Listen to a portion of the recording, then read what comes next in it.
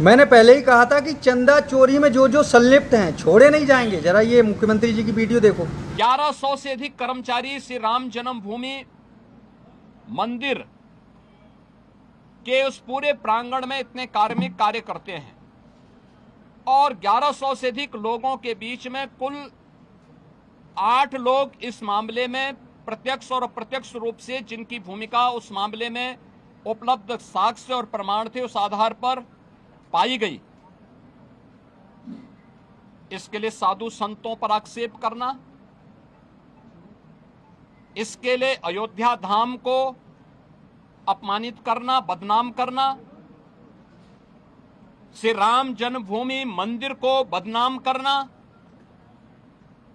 उन 1100 कर्मचारियों को जो राम जन्मभूमि मंदिर की व्यवस्था में लाखों श्रद्धालुओं को सुविधाजनक तरीके से दर्शन कराने में अपना योगदान दे रहे हैं, दिन रात सर्दी गर्मी बरसात किसी भी स्थिति में दर्शन कराने में अपना योगदान दे करके उत्तर प्रदेश के परसेप्शन को अच्छा बनाने में योगदान दे रहे हैं और उत्तर प्रदेश में धार्मिक पर्यटन को प्रोत्साहित करने में अपना योगदान दे रहे हैं, उन लोगों को कटघरे में खड़ा करना ये बड़ी आश्चर्यजनक स्थिति है। और ये आक्षेप कौन लगा रहा है? ये आक्षेप वह समाजवादी पार्टी और वह कांग्रेस लगा रही है जिन्होंने सदैव राम जन्मभूमि और भगवान श्री राम का अपमान किया है। क्या यह सच नहीं कि 1990 में अयोध्या की गलियों को और सरयू की पावन धारा को रक्त रंजित करने का पाप समाजवादी पार्टी की सरकार ने किया था? क्या पूरा देश और पूरी दुनिया और सभी राम भक्त ये नहीं जानते कि इनका ये अक्षम्य पाप जिन्होंने राम भक्तों पर गोलियां चला करके किया था?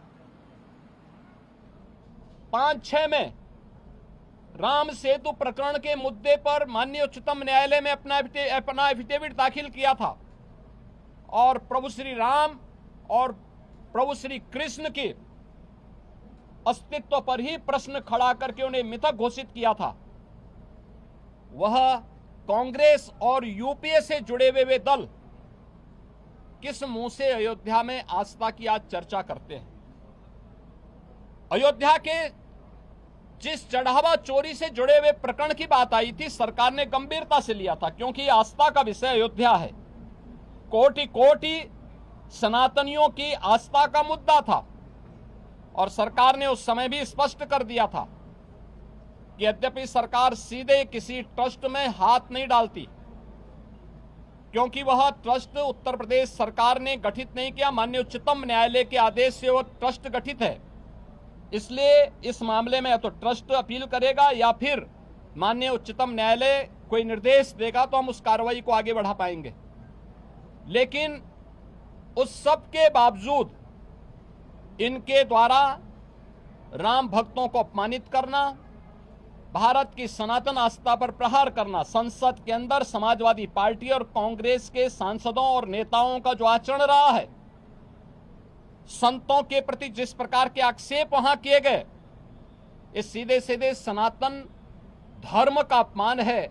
भारत के सनातन मूल्यों, आदर्शों और दुनिया के अंदर जो उसके प्रति एक अच्छी भावना बनी थी, उस भावना पर एक प्रकार का प्रहार इन दोनों के द्वारा किया जा रहा है, जिनका आचरण सदैव से सनातन विरोधी रहा है। और मुझे आश्चर्य होता है कि इन दलों के द्वारा जब भाजपा से लड़ने में विफल हैं, मैंने पहले भी कहा, इस पूरे प्रकरण में जो लोग पकड़े गए हैं इनका भारतीय जनता पार्टी या साधु संतों से कोई लेना देना नहीं।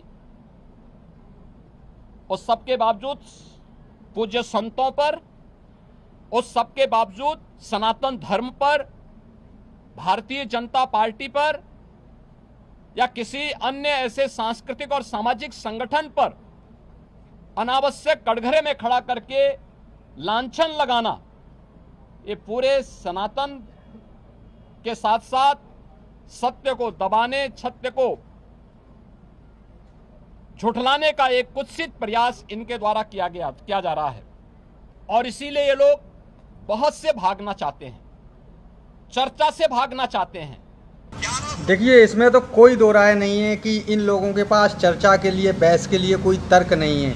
और ये भी एक तरह से देखिए, महाराज जी ने साफ कर दिया कि ना भारतीय जनता पार्टी से, ना संत समाज से इन डकैतों का कोई लेना देना है। मैंने पहले भी कहा था, इन डकैतों को इनके आखिरी अंजाम तक पहुंचाएंगे उत्तर प्रदेश के मुख्यमंत्री। और सभी सनातनियों को भरोसा है, हालांकि इन दुराचारी और पापियों को भरोसा नहीं है। और ये पापी दुराचारी जो है हर संभव कोशिश करेंगे सत्ता में वापसी के लिए। अगर इन्हें वो शब्द में इस्तेमाल नहीं करना चाहता हूँ, वहाँ बैठाना पड़ जाए, ये अपनी उनको वहाँ भी बैठा देंगे। ये लिख के ले लो, नोट कर लो।